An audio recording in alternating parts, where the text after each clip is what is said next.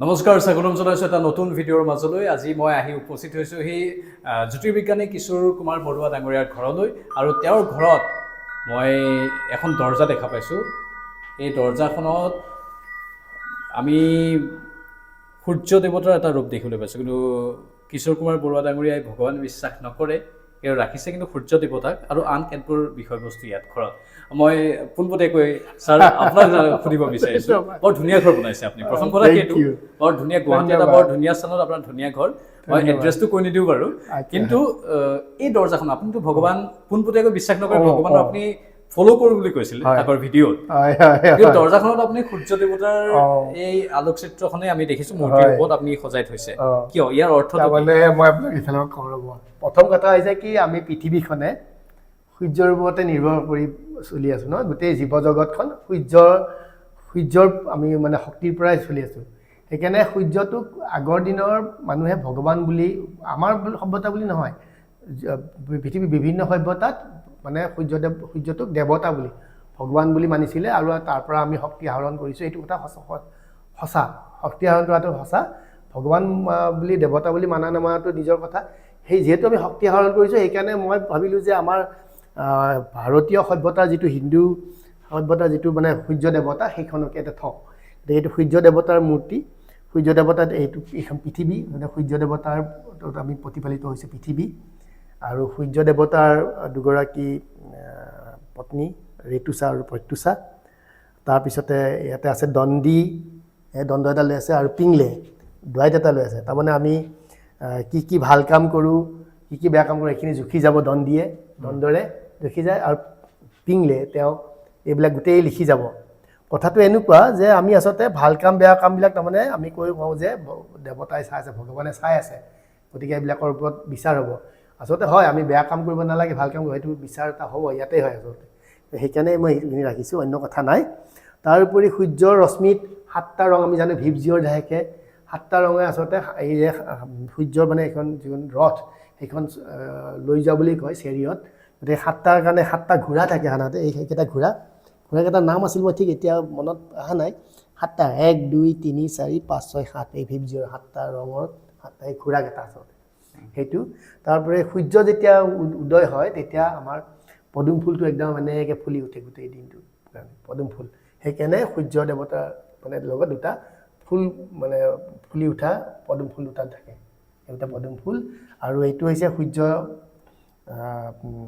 সূৰ্য মুদ্ৰা বুলি কয় এনেকৈ সূৰ্য মুদ্ৰা গতিকে সূৰ্যৰ লগতে সূৰ্য মুদ্ৰা থাকে তাৰপৰি সূৰ্য উঠাৰ লগে লগে আমাৰ এইবিলাক মাখি মহ এইবিলাক গুচি যায় নহয় আমি কি কৰোঁ আগতে বিয়াত দেখিছে আপুনি চৌৰি বুলি কয় হিন্দু চৌৰি এডালেৰে আচলতে মাখি মহ পৰাই এইটো চৌৰি আচলতে সূৰ্য দেৱতাৰ ছোৱালী চৌৰি এই চোঁৱৰ এডাল লৈ আছে আমি চৌৰি বুলি এইটো চোঁৱৰ এই চৌৰি গতিকে এই গোটেই কথাখিনি গোটেই সূৰ্যৰ লগত ৰিলেটেড এইখিনি লৈয়ে মই এই দৰ্জাখন আচলতে বনাইছোঁ মানে ইয়াত কোনো আপোনাৰ অন্য দৃষ্টিভংগী নহয় যে সূৰ্যৰ পৰা যিহেতু আমি ৰশ্মি পাই পেলাই আমি জীৱ জগতখন বাচিছোঁ সেইকাৰণে সূৰ্যৰ লগত ৰিলেটেড যিখিনি কথা যে পৃথিৱীখন সূৰ্যৰ এইতেই আমি পৃথিৱীখন আমি মানুহবিলাক আছোঁ আৰু আমি ভাল কৰ্ম বেয়া কৰ্ম আমি ইয়াতেই পাম গতিকে তাৰ এইখিনি যিটো আমাৰ ফিলচফি সেইখিনি দিছোঁ চৌৰি কথাটোতো সঁচাই যে দিনৰ পোহৰত মহ মাখিবিলাক গুচি যায় গতিকে চৌৰি আৰু আমাৰ যিটো পদুম ফুল ফুলি উঠে দিনৰ পৰা গতিকে এইটো আৰু এইটো সূৰ্য মুদ্ৰা এই কথা কিন্তু সঁচা গতিকে সেইখিনি আৰু মুদ্ৰাটোৰ কি অৰ্থ বুলি ক'লে আপুনি সূৰ্য মুদ্ৰা এইটো কৰিলে মানে ব্ৰেইনটো খুব কুল হয় বুলি কয় আৰু লগতে আমাৰ ভিপজিঅ'ৰ যিটো আমাৰ যে পোহৰৰ যিটো এইটো ঘোঁৰাই টানি থকা বুলি ভাবে আগতে এই যে এইখন দেখিছিলে মানে ৰামধেনুখন তেতিয়া হয়তো ঘোঁৰা হ'লে হৈছিলে কেইটা এনেকৈ কল্পনা কৰিছিলে সেইকাৰণে সেইখিনি বঢ়িয়া কিন্তু আপোনাৰ ঘৰৰ লগতে এটা বিশেষ স্থান আছে য'ৰ পৰা আপুনি মহাকাশৰ গৱেষণা কৰে আচলতে মই আকাশখন ৰাতি আমি আকাশ চাওঁ তাৰ পৰা গতিকে মোৰ ঘৰৰ ভিতৰেৰে চাব পাৰি ভিতৰত পিছফালে আৰু মোৰ ওপৰত টেৰেছখনত তাৰ পৰাও চাব পাৰি আমি তেনেকৈ চাওঁ ব'লক আমি তালৈ এবাৰ চাই আহোঁ বোলে প্ৰথমে আপোনাৰ ড্ৰয়িং ৰুমটো মই চাই লৈছোঁ ধুনীয়াকৈ বনাইছে আপুনি থেংক ইউ ড্ৰয়িং ৰুম আপোনাৰ এইফালে ড্ৰয়িং ৰুমৰ লগতে কিটচেনটো আছে কিন্তু প্ৰথমে ড্ৰয়িং ৰুমটো অলপ চাই লওঁ এখন ধুনীয়া বাৰান্দাও আছে আপোনাৰ নিজৰ ডিজাইন নে মোৰ নিজৰ গোটেই ডিজাইনটো মোৰ নিজৰ আচ্ছা, ড্ৰয়িং ৰুমত বহুতে মানে সাধাৰণতে ফুলৰ এইবিলাক টাব চাব কিবা কিবি সজায়। মোৰ ড্ৰয়িং ৰুমত এটা বস্তু দেখিব আপুনি, এই তলত এইখিনিত এইকেইটা যদি চাই, এইটো এটা দূৰবীক্ষণ যন্ত্ৰ, টেলিস্কোপ, পুৰণি দিনৰ দূৰবীক্ষণ যন্ত্ৰ।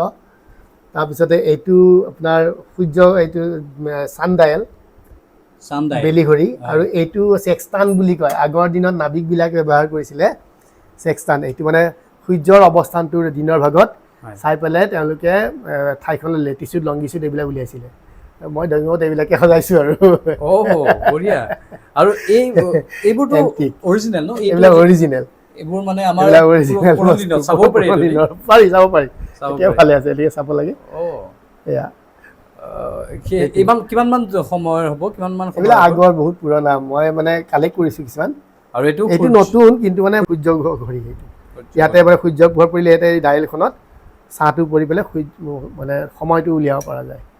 চান ডায়েল বুলি কয়। যন্তৰ মন্তৰ যিটো আছিলে যে, সেইটোৰে সৰু ৰূপটো সেইটো বৰ ধুনীয়া। আৰু এখন আমি জিপচিও দেখিবলৈ পাইছোঁ। এইবিলাক আৰু ক'ৰবাত গ'লে কেতিয়াবা বিদেশ ভ্ৰমণ কৰোঁতে হয়তো কেতিয়াবা গ'লে ক'ৰবাৰ পৰা লৈ আহোঁ আৰু। বঢ়িয়া। আমি ইয়াতে যিহেতু এটা পডকাষ্ট কৰিলোঁ, পডকাষ্ট বৰ সুন্দৰভাৱে হৈ গ'ল। আৰু আপোনাৰ ড্ৰয়িং ৰুমটো বৰ ধুনীয়া। ধন্যবাদ। সৰু কিন্তু বৰ ধুনীয়াকৈ আপুনি কৰিছে। ধন্যবাদ। আৰু এইফালে আপোনাৰ হয়তো এখন বাৰাণ্ডা আছে। এইফালে বাৰাণ্ডা আছে। এইফালে এই পাহাৰখন দেখি থাকি এনেকৈ ওলাই পেলাই সেই পাহাৰখন দেখি এইখন আমাৰ বৰ ধুনীয়া বতাহ মাৰি আছে পাহাৰখন। ঘৰত তলত পাৰ্কিঙৰ ব্যৱস্থা, আৰু বৰ সুন্দৰভাৱে আপুনি ঘৰটো বনাইছে। কাষত এখন পাহাৰ। আৰু এটা মূৰ্তি আপুনি দেখি ভাল পাব। এইটো মোৰ মাৰ স্মৃতিত বনাইছিলোঁ, মাদাৰ এণ্ড চাইল্ড। মাকজনীয়ে বাচ্ছা এটা লৈ আছে। মাক মায়ে সকলোৰে মাকে ল'ৰা ছোৱালী মৰম কৰে, মোকো খুব মৰম কৰিছিলে। মায়ে এই ঘৰটো বনোৱাত খুব মানে গুৰুত্ব দিছিলে। সেইকাৰণে তেখেতৰ মানে স্মৃতিত মূৰ্তিটো বনাইছে। মা আৰু মাদাৰ এণ্ড চাইল্ড, সন্তান। হয়, এয়া মানে এবষ্ট্ৰেক্ট আৰ্টৰ ওপৰত এইটো। আৰু সেই আৰ্টটো মই কৰাৰ পিছে বনাই দিছে মোক এজনে। মজা, বৰ ধুনীয়া। আৰু আপোনাৰ বাৰাণ্ডাখনো বৰ ধুনীয়া। ধন্যবাদ। সৰুকৈ বনাইছে আপুনি, কিন্তু বৰ ধুনীয়া লাগিছে। আৰু লগতে ডাঙৰ শৰাই এখন দেখিছোঁ। এইখন আছিলে আগৰে। আৰু এইফালে গ'লে আপোনালোকৰ বাকী ৰুমবোৰ পায়। বাকী ৰুমবোৰ আছে এইফালে, আৰু বাকী ৰুমবোৰ আছে। আৰু এইফালে কিটচেনটো আছে, মানে লগতে একেলগে কিটচেনটো ৰাখিছে। ইয়াত কিবা বাস্তুশাস্ত্ৰৰ কিবা নিয়ম মানিছে নে আপুনি নিজা? মোৰ হয়তো কোনো বস্তুশাস্ত্ৰ বুলি নকৰোঁ, কিন্তু যিহেতু সূৰ্যৰ পজিশ্যনৰ ওপৰত ঘৰৰ হেৰি বহুত নিৰ্ভৰ কৰে, যে ঘৰত কোনফালে পোহৰ পৰিলে ভাল হ'ব, ঠাণ্ডা দিনত ক'ত পোহৰ পৰিব, গতিকে মই অকণ তেনেকৈ ডিজাইনটো কৰিছোঁ। বঢ়িয়া।